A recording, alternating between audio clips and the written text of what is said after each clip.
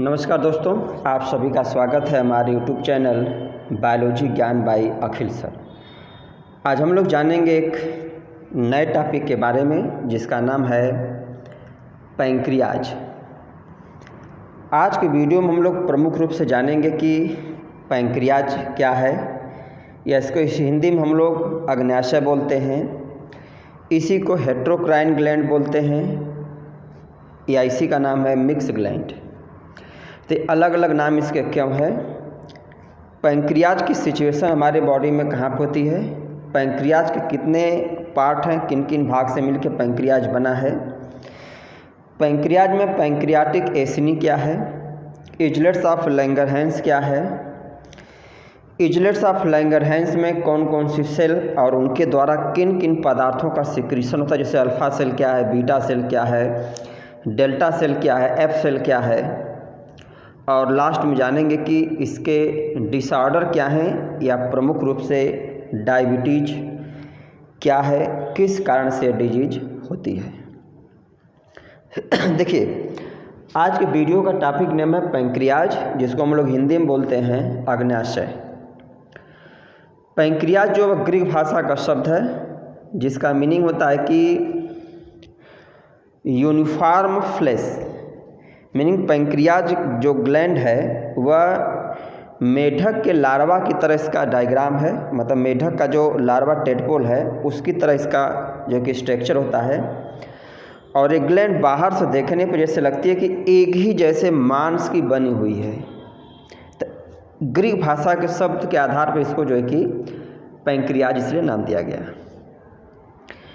इसको mix gland क्यों कहते हैं या हेट्रोक्राइन ग्लैंड क्यों कहते हैं?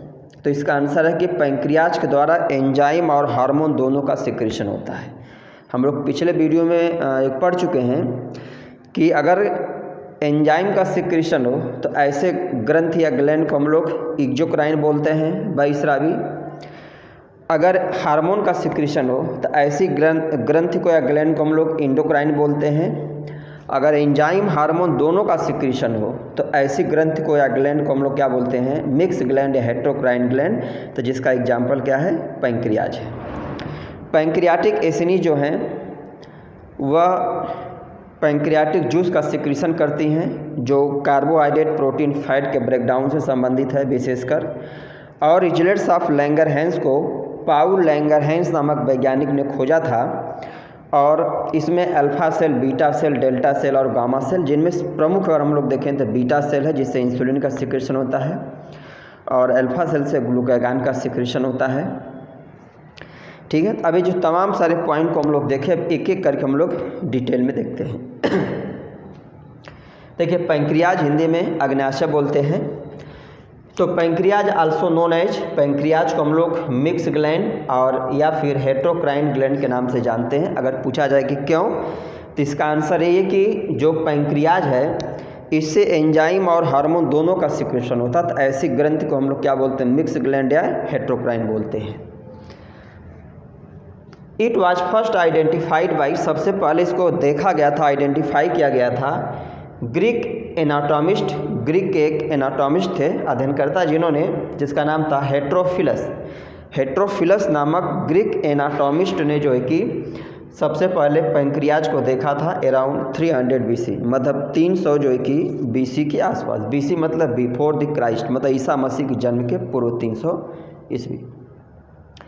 ग्रीक मीनिंग इसका क्या है? तो ग्रीक मीनिंग क्या है कि इंटायरली फ्लैश, मतलब देखने से क्या होता है? पैंक्रियाज जो होता है ऐसा प्रतीत होता है, ऐसा कोई आर्गन जो पूर्ण रूप से मांस का बना हुआ, फ्लैश का बना हुआ है, या आर्गन यूनिफॉर्म फ्लैशी, या ऐसा कोई आर्गन जो क्या हो, जो बराबर एकदम एक जैसे मांस से मिल करके क्या हो, बना हो।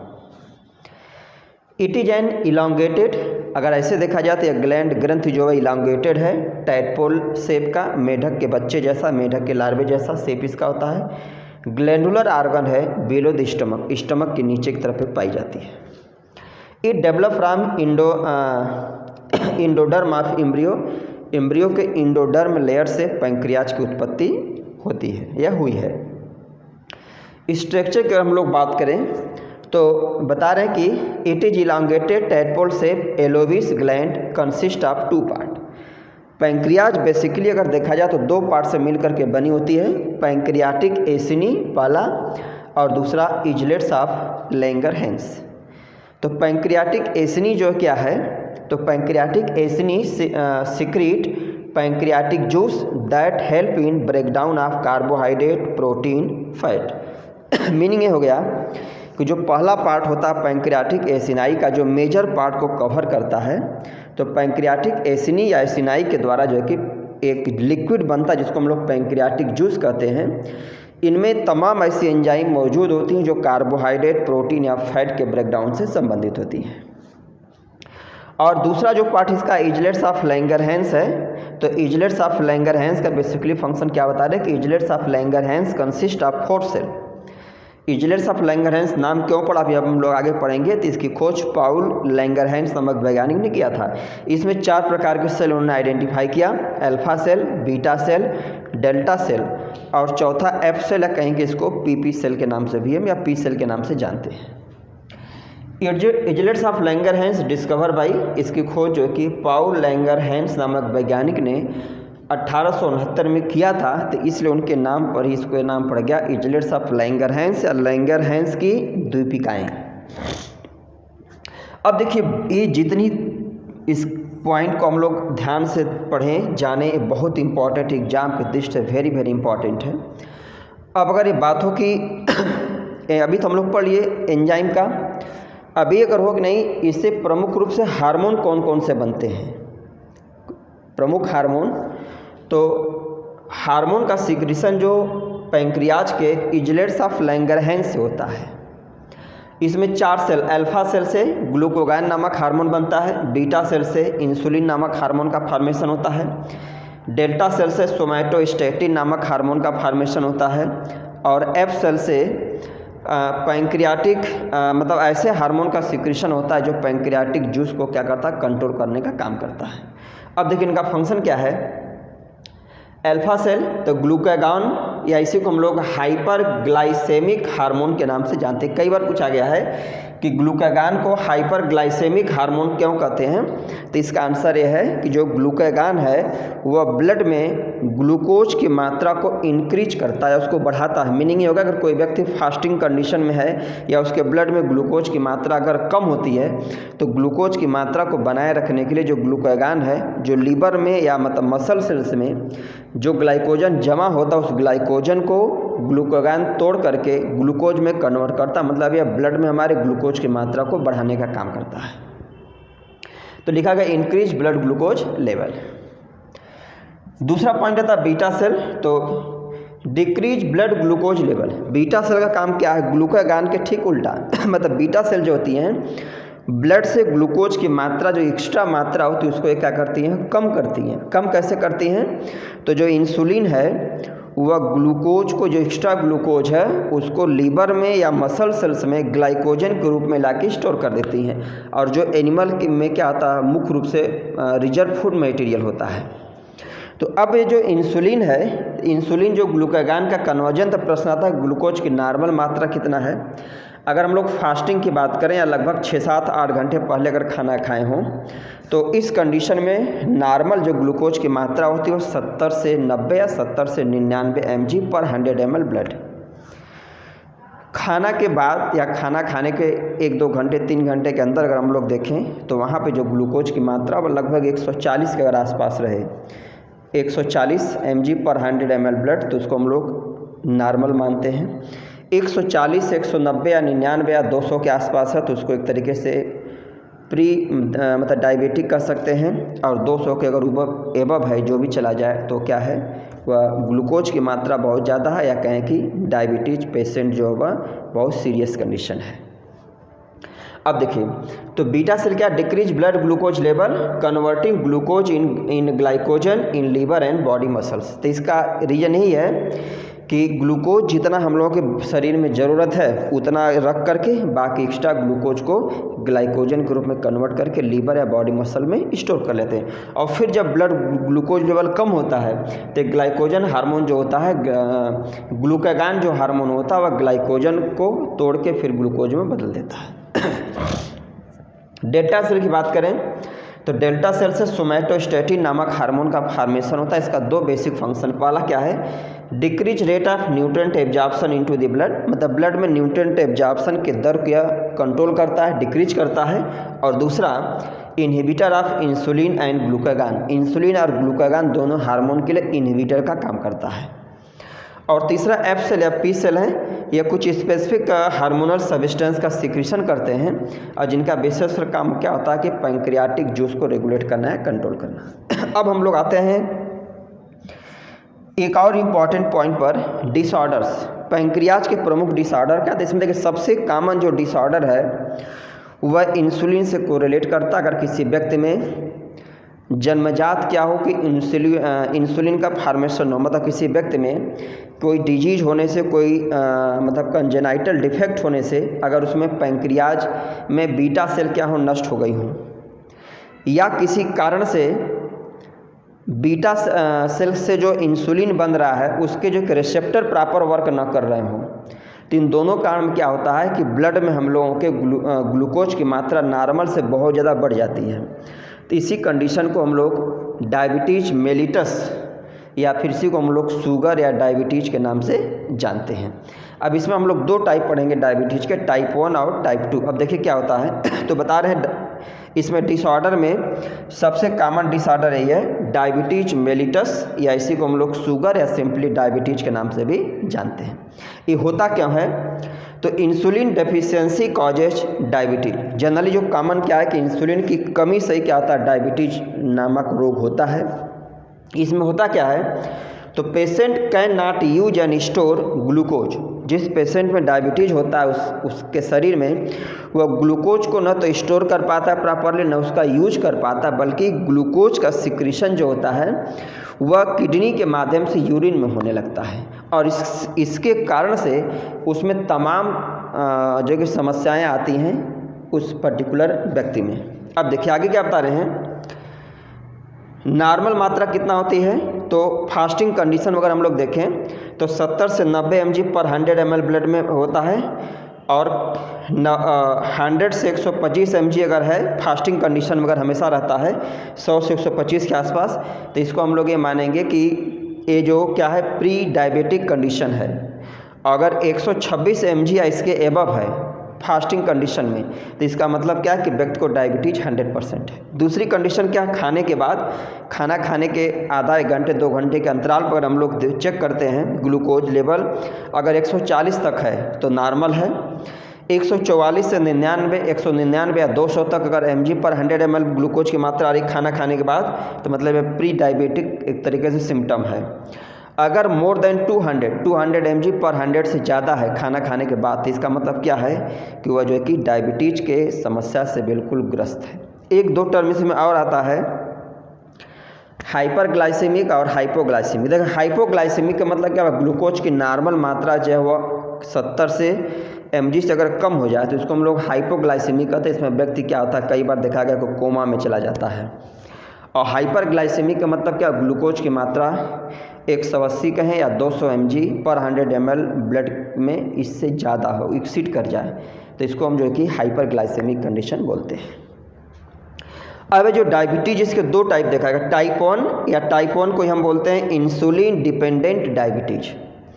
देखिए टाइप 1 जो है, या जिसको हम लोग इंसुलिन डिपेंडेंट डायबिटीज कहते हैं, इसमें क्या होता था, एक ऑटो इम्यून डिसऑर्डर है। टाइप 1 जो है मतलब डायबिटीज ऑटो इम्यून डिसऑर्डर है, जिसमें बीटा सेल जो होती है वह डिस्ट्रॉय हो जाती है। मतलब बीटा सेल जो होती हैं, मीनिंग कि जो इम्यून सिस्टम होता है होस्ट का, वह बीटा सेल को क्या करता है, डिस्ट्रॉय कर देता है। तो जिस कारण से क्या होता है कि इंसुलिन नहीं बनता है या बहुत कम बनता है। तो इस कारण से क्या होता है, ब्लड में ग्लूकोज की मात्रा एक्सीड कर जाती है और डायबिटीज की कंडीशन आ जाती है। तो इसका कोई प्रॉपर ट्रीटमेंट नहीं, मतलब जिस व्यक्ति में अगर जो है कि बीटा सेल डिस्ट्रॉय हो गए तो उसको हम लोग बीटा सेल को तो बना नहीं सकते हैं। इसका मैनेजमेंट केवल एक ही है कि इसमें हम लोग इंसुलिन थेरेपी का यूज करके जो है कि इस कंडीशन को हम लोग जब तक जीवित व्यक्ति है उसको कंट्रोल कर सकते हैं। टाइप 2 या इंसुलिन इंडिपेंडेंट, देखिए यहाँ पे इसको इंसुलिन डिपेंडेंट इसीलिए कहा गया कि टाइप 1 में केवल हम पेशेंट को इंसुलिन थेरेपी के द्वारा उसको हम ठीक कर सकते हैं, स्वस्थ रख सकते हैं, मतलब ये इंसुलिन डिपेंडेंट हो गया। और टाइप 2 को हम लोग बोलते हैं इंसुलिन इंडिपेंडेंट, देखिए इसमें क्या होता है कि बॉडी में व्यक्ति में क्या होता है कि बीटा सेल नॉर्मल हेल्दी रहेंगी, बीटा सेल के द्वारा ग्लूकोज का सिक्रीशन होता है, लेकिन जो बॉडी सेल्स हैं वह इंसुलिन के प्रति रिस्पॉन्स नहीं करती हैं। मतलब क्या हुआ कि जैसे कोई भी हार्मोन अगर ब्लड में सिक्रीट होता है, तो हम लोग पढ़े थे इसके पहले वीडियो में कि उस हार्मोन के तमाम रिसेप्टर्स होते हैं ब्लड में जो उसको रिसीव करके टारगेट साइट तक जो कि ले जाते हैं। तो इस केस में क्या आ जाएगा, टाइप 2 में टाइप 2 डायबिटीज या इंसुलिन इन मतलब डिपेंडेंट जो डायबिटीज में क्या हो गया कि इसमें जो इंसुलिन तो बन रहा है लेकिन इंसुलिन के लिए प्रॉपर रिसेप्टर नहीं है, जिससे क्या होता है कि इंसुलिन ब्लड ग्लूकोज को कन्वर्ट नहीं कर पाता है और जिससे क्या होता है डायबिटीज की समस्या आती है। तो इसको हम टाइप 2 को कैसे ठीक कर सकते हैं, इसमें क्या बताया गया, body cells fails to response insulin, insulin पर रेस्पॉन्स नहीं करती, जैसे इंसुलिन क्या करेगा ग्लूकोज को ग्लाइकोजन में कन्वर्ट नहीं कर पाएगा। इसको मैनेज कैसे कर सकते हैं, तो बाय एक्सरसाइज, मेडिकेशन के द्वारा, हेल्दी ईटिंग के द्वारा, वेट मैनेजमेंट के द्वारा।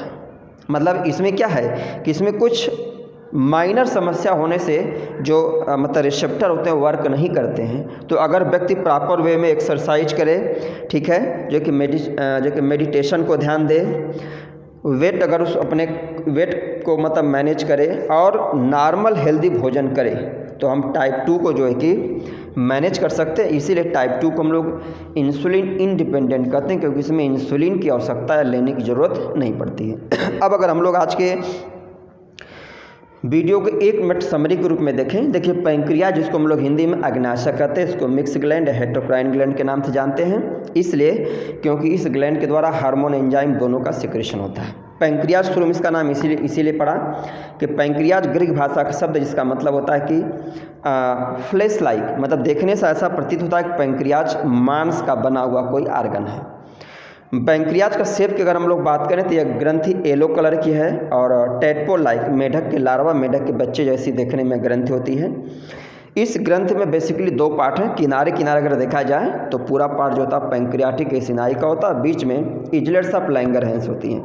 पैंक्रियाटिक एसिनाई के द्वारा पैंक्रियाटिक जूस का सिक्रीशन होता है और पैंक्रियाटिक जूस में तमाम ऐसी एंजाइम्स होते हैं जो कि प्रोटीन के, कार्बोहाइड्रेट के और फैट के ब्रेकडाउन के लिए आवश्यक होती हैं। जैसे इसमें जैसे अगर हम लोग फॉर एग्जांपल अगर देखें जो है कि तो लाइपेज हो गया, पेप्टाइडेज हो गया, न्यूक्लिएज हो गया, ये तमाम ऐसी एंजाइम पाई जाती हैं।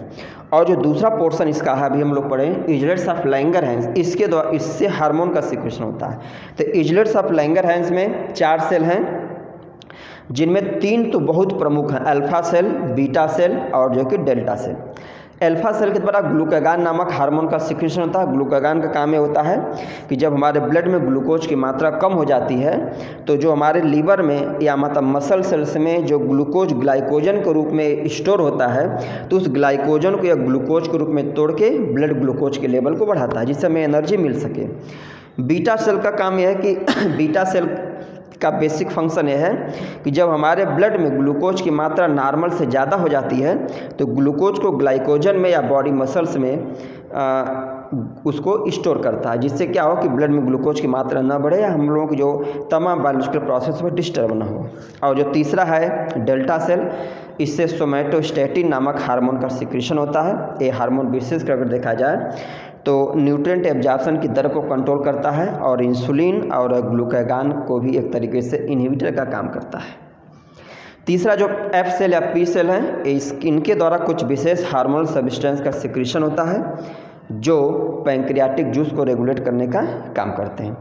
अब अगर हम लोग डिसऑर्डर की बात करें तो पैंक्रियाज के केस में इंसुलिन में डिफेक्ट होने से, इंसुलिन का प्रॉपर सिक्रीशन न होने से डायबिटीज या मधुमेह या शुगर नामक एक बीमारी हो जाती है। इसमें देखो नॉर्मली इसका टर्म अगर देखें यही होता है कि जिसमें प्रॉपर इंसुलिन का सिक्रीशन नहीं होता है तो उसके ब्लड में ग्लूकोज की मात्रा क्या होती है, औसत से नॉर्मल से बहुत ज़्यादा बढ़ जाती है और इसी कंडीशन को हम लोग क्या बोलते हैं, डायबिटीज़ बोलते हैं। जिसमें व्यक्ति को अगर कोई चोट लग जाए तो ठीक नहीं होता है, सांस फूलने की समस्या है, ब्लड जो कि विजन हो जाता है, वर्क करने की कैपेसिटी जो कि घट जाती है और हार्ट से रिलेटेड तमाम सारी समस्याएं जो है कि इसमें आ जाती हैं।